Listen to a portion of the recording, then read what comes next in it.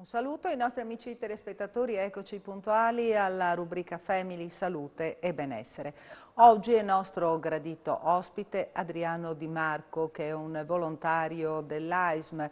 Tra l'altro dobbiamo dire che Di Marco è anche l'organizzatore qui per quanto riguarda la provincia di Udine, anche del progetto AISM, ossia la raccolta di fondi che si svolge 2 volte all'anno attraverso la vendita delle mele, quindi in ottobre, e si è appena conclusa questa campagna, e poi un'altra nel mese di marzo in corrispondenza con la festa della donna. Buongiorno, buongiorno, grazie per essere qui. Intanto facciamo un bilancio di come è andata questa raccolta e poi parliamo anche dell'AISM, di quello che fa, dei tanti volontari che si adoperano per dare un aiuto, per dare un certo sostegno alle persone che scoprono di soffrire di questa patologia. Buongiorno a tutti, sono Adriano e voglio precisarlo, un volontario, perché per me il volontario per definizione. Voglio in un primo momento ringraziare Telefriuli per questa opportunità che ci avete concesso, una grossa opportunità per farci vedere, per farci conoscere a quanti ancora non sanno chi siamo e soprattutto che cosa facciamo sul territorio. E comunque voi avete una vostra sede in via Micesio, ai Faggi, no? Avete lì da una decina d'anni la sede, prima eravate in via Diaz, proprio di fronte al Parco della Rimembranza in sostanza. Oggi disponiamo di questa location, chiamiamola così, all'interno dei Faggi in via Micesio 31. Abbiamo 2 stanze, diciamo, dove operano i nostri segretari, che sono le 2 uniche persone che sono in pratica allo stipendio con noi. Tutto il rimanente dell'organizzazione si basa sul volontariato. Ecco, e abbiamo precisato che avete la sede lì, dato anche, fornito l'indirizzo esatto, anche per invitare le persone che voi ancora non siete riusciti a individuare, per invitarle a rivolgersi proprio da voi per chiedere aiuto, un conforto morale, ma soprattutto un aiuto per tante piccole cose, cioè che al di fuori sembrano piccole, ma che effettivamente per chi soffre di questa patologia sono delle cose molto grandi. È importante questo riferimento, perché noi purtroppo abbiamo nell'ordine di 170-180 soci effettivi. Purtroppo non tutti i soci sono persone ammalate e non tutte le persone ammalate sono nostri soci. Non è facile raggiungerli perché la nostra giurisdizione copre tutta la provincia di Udine. Però mi diceva che avete almeno così un po', sapete quante sono più o meno le persone? Avete un'idea? Abbiamo un numero sull'ordine dei 2000-2400 persone ammalate, che però non riusciamo a controllare, perché vorrei dire che la sclerosi multipla è una malattia un po' bastarda, se potete permettermi il termine. Sì, è subdola, no? Subdola, esatto, per cui si vive, si continua a vivere normalmente, quando ti capita la botta è troppo tardi ed è difficile a quel punto ricostruire e ritornare alle origini di quella che è la malattia. Proprio prevenzione, ma mi faccia vedere, perché io vedo che lei ha in mano un oggetto particolare, cioè sì, è una cosa estremamente significativa, molto semplice, per andare proprio a spiegare nelle scuole che cosa accade. È un semplice filo elettrico. Il filo elettrico chiaramente è avvolto da una membrana. Nella sclerosi multipla questa membrana si chiama mielina e viene intaccata in pratica dal virus, dalla malattia. In sostanza viene scoperta, vengono scoperti i cavi, che sono i cavi che portano l'impulso dal cervello attraverso il midollo osseo alle varie parti del corpo, e il segnale arriva distorto quando arriva, perché se la mielina viene logorata in maniera definitiva, il segnale non arriva e per cui andiamo all'immobilismo. Ecco, e quindi con questo esempio lei riesce a spiegare in maniera molto semplice, a far capire Sì, ai ragazzi che cosa accade. non Certo, sono un professionista e non certo, non lei è un sono un medico, volontario. per cui cerco di essere un po' terra anche per far capire come funziona e come si Certo. sviluppa poi la malattia in pratica. Ecco, parliamo della vostra organizzazione, perché appunto mi diceva che siete in tanti e soprattutto tante persone si attivano nei 2 momenti dell'anno più importanti, no? Si avvicinano Sicuramente a voi. noi disponiamo di un numero di volontari, chiamiamoli così, storici, che sono sull'ordine della trentina, quarantina, Sì, che sono in pratica attivati nell'arco dell'anno più o meno a seconda delle necessità che abbiamo. Mentre a livello, diciamo, provinciale, noi andiamo da Lignano a Tarvisio come competenza, attiviamo nei momenti particolari delle manifestazioni di raccolta fondi, attiviamo i referenti sul territorio, i quali poi si gestiscono autonomamente nell'esercizio di quella che è la raccolta.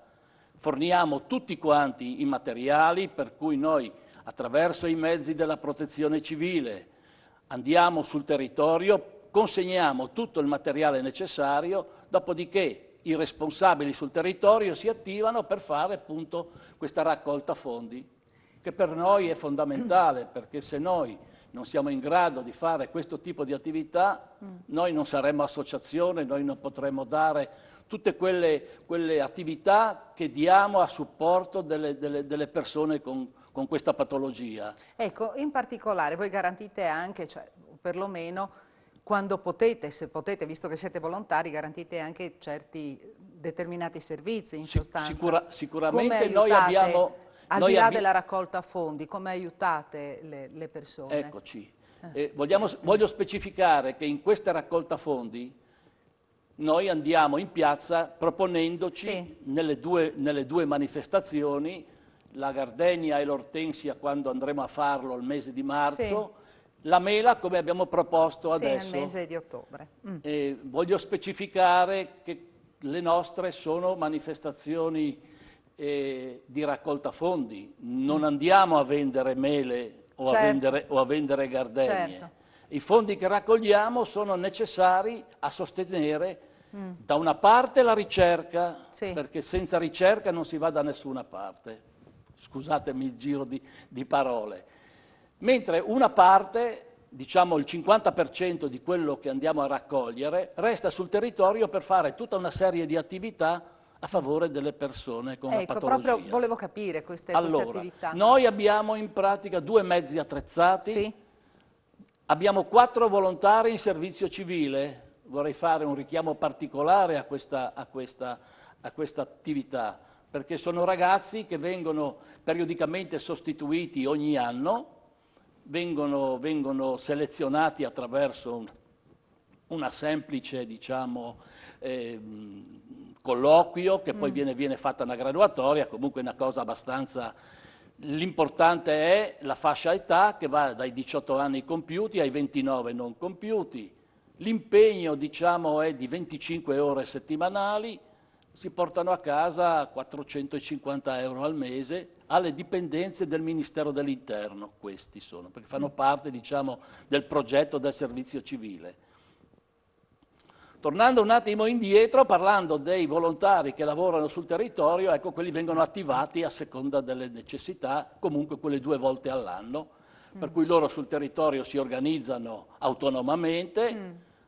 Abbiamo la fortuna e la disponibilità di gestire diverse organizzazioni di volontariato che sono sul territorio e senza dimenticare alcuna, a partire dagli alpini che sono in pratica un'istituzione certo. nel nostro territorio, abbiamo la protezione civile come ho detto prima, abbiamo l'Associazione Nazionale Carabinieri, abbiamo i sottufficiali d'Italia e in ultima analisi abbiamo inserito anche i bersaglieri con il loro cappello piumato, per cui diciamo che non voglio dimenticare, faccio un passo indietro, le benemerite dell'Associazione Nazionale Carabinieri, che sono le mogli, diciamo, dei carabinieri in pensione, che vengono anche loro da noi, da un paio d'anni ormai a questa parte, presenti con le loro belle uniformi, per cui diciamo che riusciamo anche a dare un senso alle attività e alle organizzazioni che sono sul territorio e che collaborano con noi.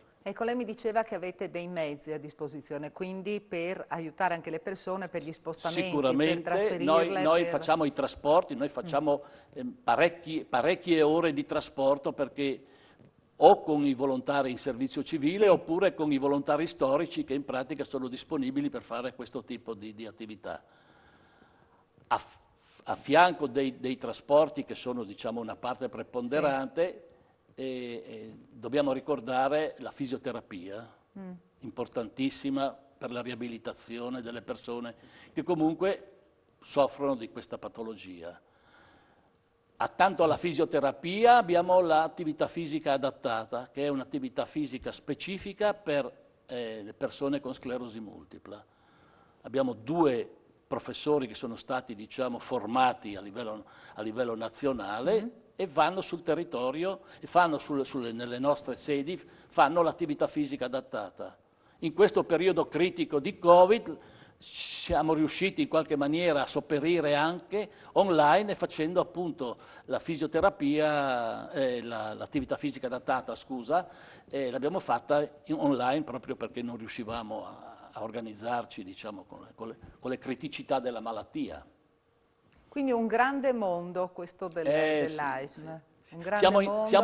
Siamo in tanti E volete crescere ulteriormente, è vero. Ecco, noi infatti, siamo comunque alla ricerca dei volontari. sì, siete sempre alla ricerca dei Sì, volontari. il mio compito poi è quello, perché io purtroppo sono quello che rompe, perché naturalmente abbiamo bisogno di loro e di conseguenza in qualche maniera dobbiamo organizzarci, perché capisci che noi qui a Udine abbiamo qualcosa come 25 punti di raccolta fondi sparsi fra Udine centro e il territorio, e lì in qualche maniera bisogna che qualcuno ce lo mettiamo al banchetto, perché altrimenti... Ecco, io prima di concludere vorrei anche aggiungere, no? Perché anche quello che fate, abbiamo detto raccolta fondi, eventi informativi, attività fisica adattata, fisioterapia, supporto psicologico, che non l'abbiamo detto è Sicuramente, molto di importante. questo ci siamo dimenticati, ma Ecco, ma lo diciamo adesso, trasporti e supporto all'autonomia della persona, quindi anche servizi di ritiro farmaci, insomma tante piccole cose che, no? Ribadisco, che per noi possono sembrare piccole, ma per chi ha la patologia questa patologia sicuramente è un sono grosso importanti. aiuto. Bene, Abbiamo siamo finito giunti già? già finito, il tempo vola in questa trasmissione.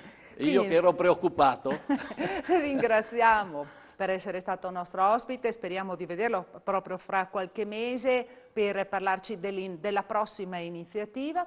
Ringraziamo Adriano Di Marco, che ricordiamo essere volontario dell'AISM. Grazie a voi. Grazie per averci seguito, appuntamento alla prossima settimana con la rubrica Family Salute e Benessere. Arrivederci.